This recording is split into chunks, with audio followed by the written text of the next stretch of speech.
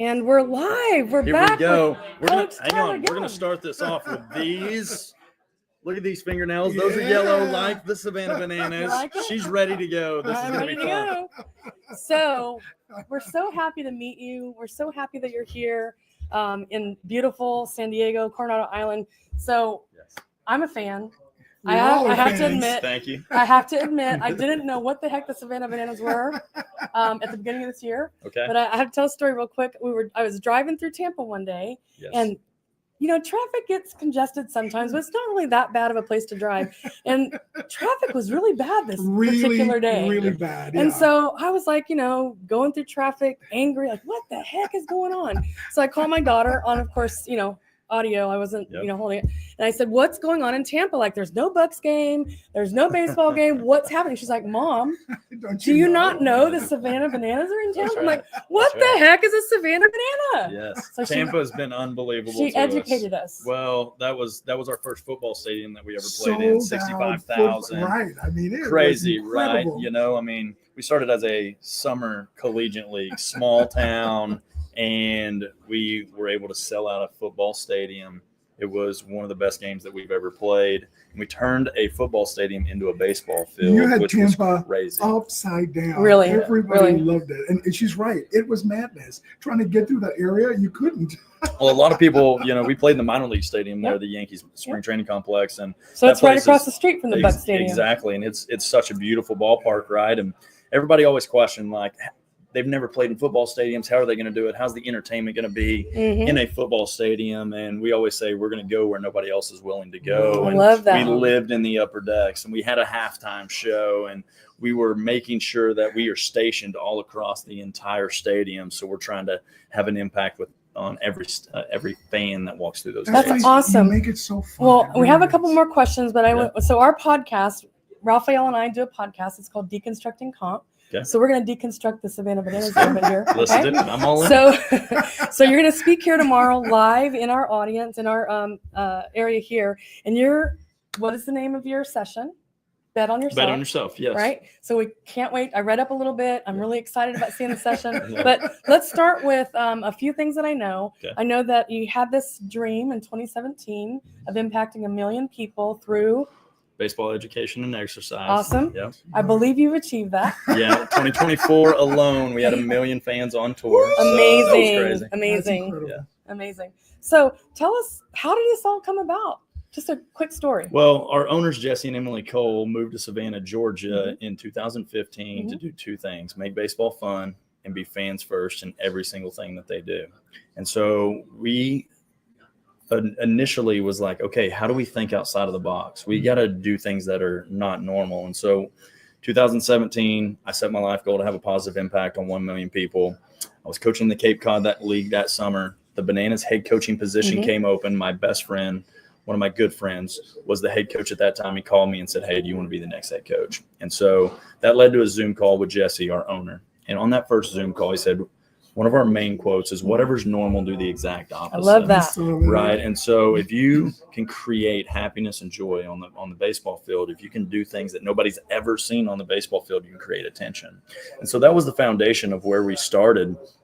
Was, how do we think outside of the box? How do we do things nobody's ever seen before? So we had a dancing first base coach. Like right now, Maceo, he is on America's Got Talent right now. He just made it to the semifinals. I saw him, yeah. He's unbelievably talented. It's amazing. Acrobatics, dance moves. The guy can cut a rug, I'm telling you. So, but that's kind of where it started. But I think with my love of coaching baseball and trying to have an impact on young men, I was always wanted to dogpile, always wanted to win championships. I wanted to develop men, and Jesse said, I want to create the greatest show in sports. He told me that in 2017. And I said, can we marry those two things together? Can we collaborate and develop and dogpile, like win championships, be really good on the field, so competitive?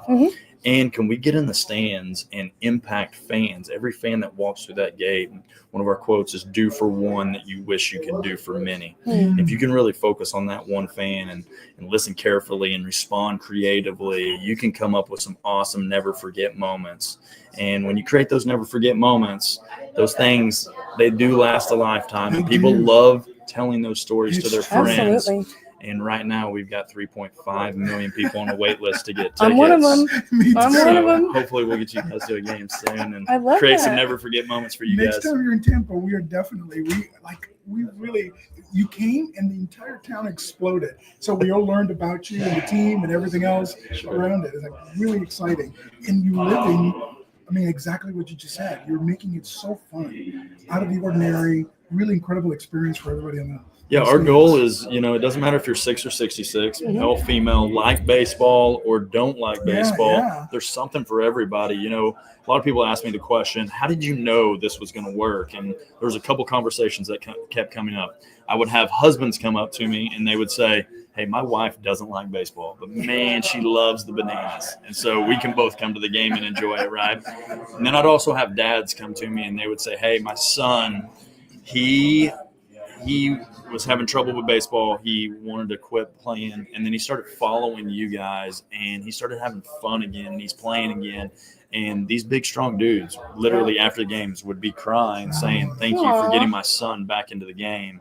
And so those are a couple of those moments that have showed up over time where it's, now the quote I get all the time from families that have kids, they go, man, you've run Major League Baseball for us. We can't go back to a normal baseball game because this game is so much fun, and our kids were locked in for 9 innings. I'm there. Like I can't see the games anymore the way we all used to, right? You really have changed the landscape of what watching baseball really is like today. I love it. So I'm having a little bit of an argument right now with my husband. He's a huge baseball fan, huge Rays fan. Sure. So I keep telling him, this is the kind of baseball I can get into. And he's like, she knows what she's talking about. It's not baseball. I'm like, yes, it is baseball.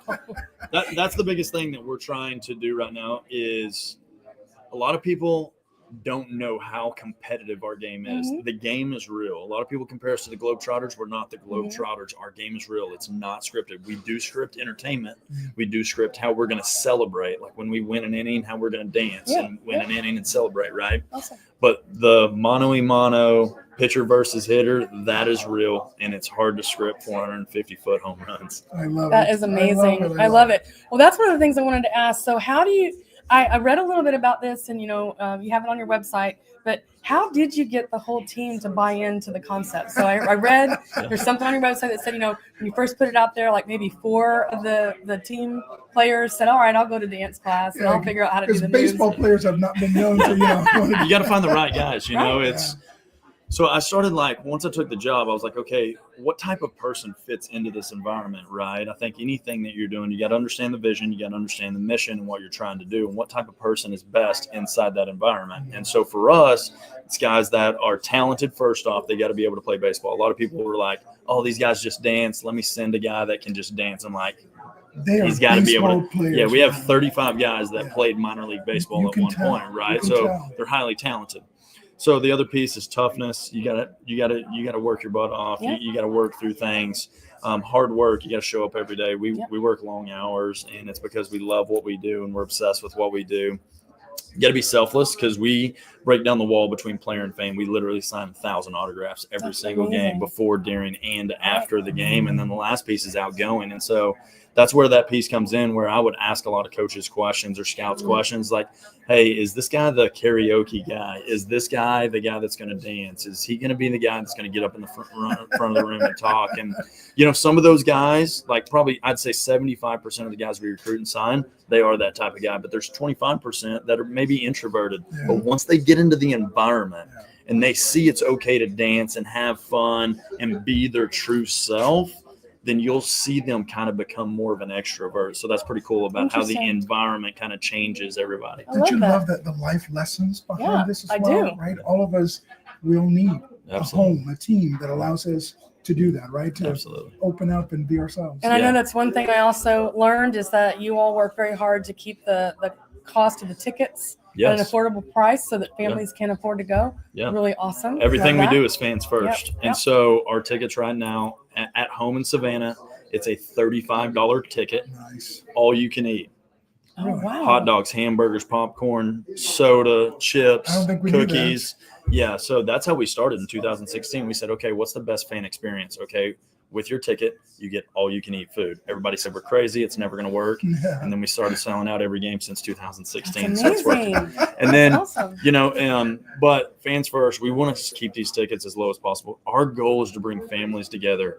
Jesse, our owner, is married to Emily Cole, our other owner, and her life goal is to bring families together. She created Bananas Foster, our nonprofit, where we educate families on the field. We highlight foster families on the field in every city we go to. I love it. We're able to give back a ton with that, but that's what fans first is. It's about seeing the game through the fans' eyes. I love that. I love everything about it. Me too.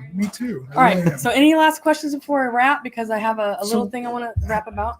What's the season like? Tell me a little bit about, what are you cooking up today? What are you're playing here recently, or? Yeah, we played Petco Park this weekend. We got 2 sold out stadiums. Nice. It's going to be fun. This stadium is one of the best stadiums in Major League Baseball. It's very fan friendly. The center field area is where we're going to have the plaza. They've got a built-in stage already, so that's perfect for us. And so it's city to city, and every week is different. A lot of people don't realize that we come up with new ideas every Tuesday, and then we plus and edit those ideas on Wednesday, Thursday, and then we put those new ideas into play on Friday and Saturday. And every game is different. Every game is different. Every game is going to be specific to a lot of cities, and we're going to have different guests here this weekend that I think the fans are going to love. We've got a national audience. So how do they know about games, dates, all that kind of stuff on the site? Yeah, all social media platforms, thesavannahbananas.com. You can go onto our lottery list. Sign up for the waiting list. We are going to announce our schedule on October 9th. It's going to be a live event. We call it the selection show. We're going to have cities all over the country that are going to be on our schedule for 2026. This year, we had 17 Major League stadiums and 4 football stadiums, and we're going bigger next year. So stay tuned. Get on the ticket list. The secret is K Club. If you can get into K Club, that's our secret fans that get first dibs at tickets. Oh, wow. K Club. I'll have to figure that out. You're going to have to give me an inside scoop on that. All right. So thank you so much for talking to us today. Thank you for your time. Absolutely. You're so easy to talk Thank you to. so much. And I want to so say, proud of you guys. love the Savannah Bananas. Love Appreciate everything about your mission, your goals. I just think it's awesome. And I think you're going to be sharing a lot of really good wisdom with our audience tomorrow. So that's what we do. We try to encourage younger folks to come in. So you can see we've been in the industry for a long while. Yeah. So our whole mission with our podcast is to encourage the younger generations behind us to be interested in what we do and take pride in what we do. And so I think you're going to jazz them up tomorrow. You really Okay. are. And Savannah is one of my most favorite places of everywhere I've been. I've been taking my girls there every year summer, for about right? You guys go. for about 15 years. Tybee Island, I'm sure. Tybee Island. hung out. Okay, Yeah. there we go. Huckapoos. You ever ate at Huckapoos, the pizza? Absolutely. Are you kidding me? There you go. Well, Awesome. thank you guys. Tyler. Keep making an Appreciate it. impact. I appreciate you guys, Thank and you. it's going to be fun tomorrow. And then let's do one quick selfie. We Yeah. always end with a selfie.